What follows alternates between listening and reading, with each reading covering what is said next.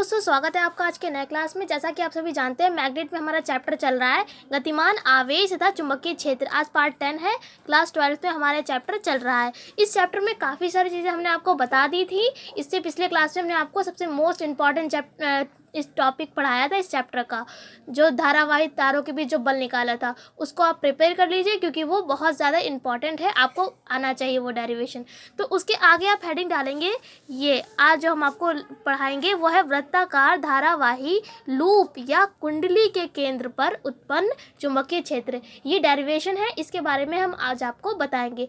देखिए, वृत्ताकार है, वृत्ताकार का मतलब क्या होता है, इस तरीके से जो गोला होता है इसको बोलते हैं वृत्त। अब देखिए यहाँ पर क्या आ रहा है, धारावाही। धारावाही का मतलब क्या होता है, जहाँ पे करंट होगा। फिर उसके बाद लूप या कुंडली। देखिए, अगर कोई तार होता है, हमने आपको पहले भी बताया था, अगर कोई तार है और उसका एक फेरा लपेटेंगे, मतलब केवल सिंगल फेरा लपेटेंगे, उसको बोलते हैं लूप। लेकिन अगर वही तार इस टाइप से कुंडली टाइप की बना ले, यानी कि इस टाइप से कुंडली कई फेरे बना ले, उसको हम बोलते हैं कुंडली। तो आपसे अगर कोई पूछे लूप या कुंडली क्या होती है, तो आप क्या कहेंगे कि जो तार का अगर केवल एक फेरा लपेटेंगे वो क्या कहलाएगा, हमारा लूप कहलाएगा। क्या कहलाएगा, लूप। लेकिन कुंडली क्या होती है, तार के कई फेरे लपेट दे तो वो क्या कहलाती है, हमारी कुंडली कहलाती है। अब केंद्र, केंद्र का मतलब होता है सेंटर। जैसे कि अगर कोई अब ये वृत्त है, उसके बीच में जो पॉइंट होगा जहाँ से हम केंद्र, उसको क्या बोलते हैं, केंद्र बोलते हैं। तो यहाँ पर हमको इस केंद्र पर क्या निकालना है, चुंबकीय क्षेत्र निकालना है। तो देखिए यहाँ पर हम कैसे निकालेंगे। सबसे पहले आपको हम चित्र समझा देते हैं, इसी चित्र के माध्यम से ये डेरिवेशन हमारा कंप्लीट हो जाएगा। और इस डेरिवेशन में हम आपका कौन सा फॉर्मूला लगेगा, बायो-सेवर्ट का नियम लगेगा। बायो-सेवर्ट का नियम क्या होता है, डेल्टा बी बराबर μ0/4 pi i delta l sine theta upon r square. ये बायो-सेवर्ट का नियम होता है। केवल इस डेरिवेशन में यही फॉर्मूला लगेगा और आपका जो डेरिवेशन है वो पूरा कंप्लीट हो जाएगा। देखिए, सबसे पहले हमने इस चित्र में क्या किया है, एक लूप बनाइए। क्या बनाइए, एक लूप बनाइए। देखिए, तार का केवल एक फेरा है, एक फेरा है, तो एक फेरा को क्या बोलेंगे, लूप बोलेंगे। फिर उसके बाद देखिए, इसका हमने केंद्र क्या मान लिया, ओ केंद्र मान लिया। यहाँ पर चुंबकीय क्षेत्र क्या है, बी है। अब देखिए, यहाँ से केंद्र से ये इसकी क्या होती है, परिधि होती है वृत्त में। तो ये केंद्र से परिधि तक की दूरी क्या होती है, आर होती है, यानी त्रिज्या होती है। केंद्र से परिधि तक की दूरी क्या कहलाती है, त्रिज्या कहलाती है। लेकिन हमने यहाँ पर त्रिज्या को किससे लिख दिया है, त्रिज्या को हमने आर से लिख दिया है। किससे लिख दिया है, सॉरी, त्रिज्या को हमने यहाँ पर ए से लिख दिया है। वैसे त्रिज्या को इंग्लिश में क्या कहते हैं, रेडियस कहते हैं। इसलिए हम ज़्यादातर किससे यूज़ करते हैं, आर से यूज़ करते हैं। लेकिन यहाँ पर हमने त्रिज्या क्या मानी है, ए मानी है। अब देखिए, यहाँ पर हमको क्या निकालना है, चुंबकीय क्षेत्र निकालना है। हमने इसकी मान ली है कि इसकी लंबाई कितनी है, एल है। चूँकि हम छोटी सी लंबाई निकाल रहे, इसलिए यहाँ पर लगा दिया हमने डेल्टा एल। तो आशा करते हैं कि आपको ये चित्र समझ में आ गया होगा। अब ये जो हमने चित्र बनाया है, इसी के अकॉर्डिंग हम थोड़ी सी थ्योरी लिख देंगे इसके बारे में। फिर उसके बाद बायो-सेवर्ट का नियम लगा के हम इस डेरिवेशन को कंप्लीट करेंगे।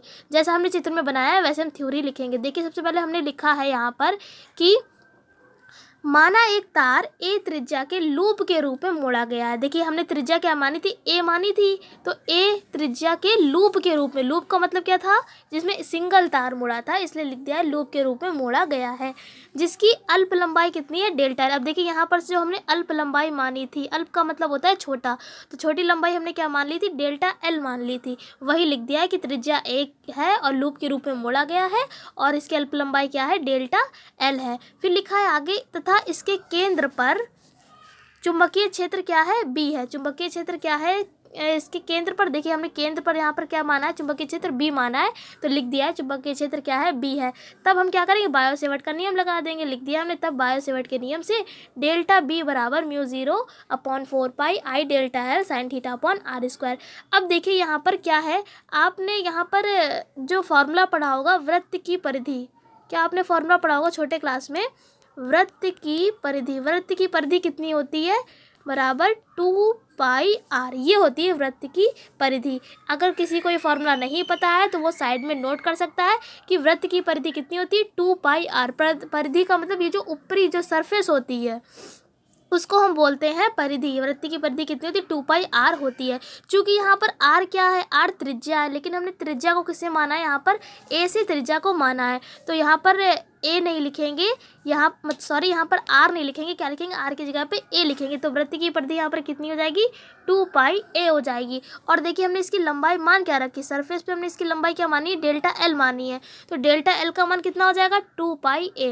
2πa क्या है, हमारी परिधि है, क्या है, परिधि है। देखिए फिर से आपको हम बताते हैं कि जो देखिए वृत्त की परिधि होती है 2πr, जो कि हमने यहाँ पर r नहीं माना है, क्या माना है, त्रिज्या a मानी है। तो इसलिए 2πr की जगह हम क्या लिखेंगे, 2πa।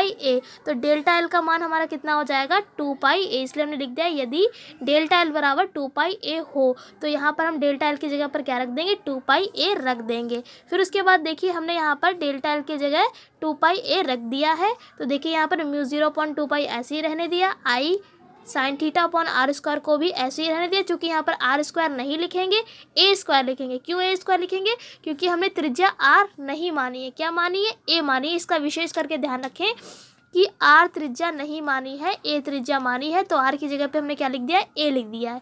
डेल्टा एल की जगह पे क्या लिखा है, 2πa, क्योंकि इसलिए डेल्टा एल क्या है, हमारी परिधि है, और परिधि के फॉर्मूला ही होता है 2πa। तो हमने यहाँ पर 2πa लिख दिया है।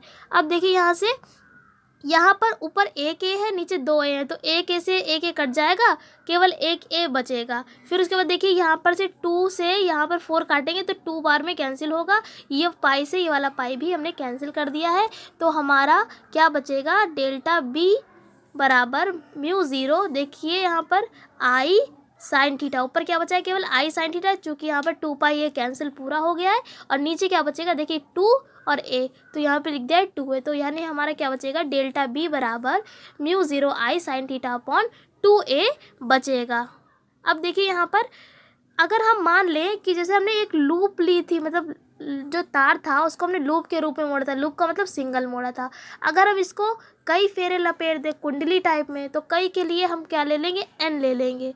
तो यहाँ पर लिख दिया है यदि कुंडली में n फेरे, n का मतलब है कि बहुत सारे फेरे हमें लपेटे। अब हमने ये तो बताया नहीं, n यहाँ पर चूँकि नंबर है, अगर हमने एक फेरा लपेटा तो n की जगह 1 रख देंगे, अगर हमने 2 फेरे लपेटे हैं तो n की जगह पे 2 रख देंगे। इस प्रकार से आपने अगर जितने भी फेरे लपेटे हैं उसके अकॉर्डिंग वहाँ पर आप नंबर रख देंगे। यहाँ पर हमने चूँकि n ही लिख दिया है, n यहाँ पर नंबर है। तो यहाँ पर देखिए कुंडली में n फेरे हों तो हमने डेल्टा बी, देखिए जो हमारा निकला था डेल्टा बी का मान, वहाँ पर उसी के आगे हमने क्या ऐड कर दिया, n ऐड कर दिया। तो यहाँ पर क्या आ जाएगा, डेल्टा बी बराबर हमारा देखिए डेल्टा बी का मान आ चुका है n μ0 आई साइन थीटा अपॉन 2a। यही हमारा फाइनल प्रूवमेंट है और हमारा ये डेरिवेशन कंप्लीट हो जाता है। देखिए सबसे पहले आपको क्या करना है, इस चित्र को अच्छी तरीके से समझ लेना। चित्र में जैसा जैसा हमसे पूछा था वैसे ही हमने बना लिया।